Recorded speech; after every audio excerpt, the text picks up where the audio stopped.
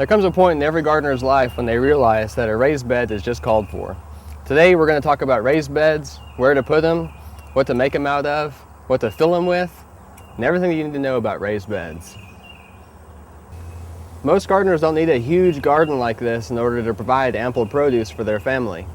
You can provide all that you need within raised beds, and they have an advantage because they're not in rows. You can plant the plants closer together so you can get a lot more produce from a smaller space. They're taller so you can get easier access for elderly and disabled folks.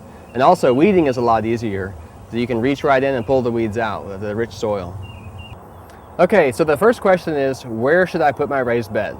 Well, most vegetables, herbs, and flowers want full sun, and that means at least 8 hours a day of direct sunlight shining on those plants. So obviously the edge of the woods or the middle of the woods is not the place for your raised bed. Additionally, you want to watch out for frost in the early spring and the late fall. So any low areas on your property, those are going to be the areas where the frost is going to tend to collect because frost goes downhill. Also, the north side of your house is going to be another area where frost is particularly bad. So choose an area that's a little high, not on the north side of the house, and in direct sunlight if you want to have a successful raised bed. So once you've chosen the site for your raised bed, it's time to consider the hard goods. A raised bed is basically a box with 4 sides and no top. You can use anything that you want in order to build up a wall that's going to hold in the dirt. So you can use wood or stone or brick. I've chosen to use wood. In using wood, you want to choose carefully what kind you're going to use. You could use pressure-treated wood, but be aware that there might be some contaminants in there, and particularly if you're going to be growing a vegetable garden, you might consider using something else. Cedar and redwood type woods are an excellent choice because they don't rot under the ground. They'll last for many years. So how big should your raised bed be? Well, keep in mind that you want to be able to access the center of the garden from all around in order for weeding and planting and things like that. So unless your arms are 10 feet long, you really want the bed to be no more than 4 feet wide, and it can be as long as you want it to be.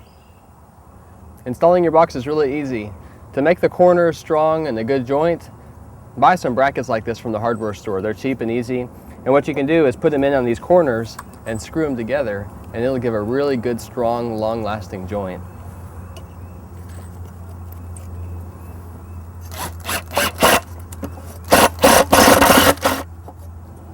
So now that the raised bed is finished, it's time to contemplate the soft goods. What kind of soil we're going to put in this thing. Now the raised bed wants to have really good, rich soil. So if you've got good soil on your property, you can go ahead and bring that in and use it. But for the rest of us, it's good to throw in a lot of compost. You should mix in the compost maybe 50% soil, 50% compost, or even just pure compost. You can also add weeds that haven't gone to seed yet, and leaves from last fall. Anything organic that's going to add the richness to the raised bed.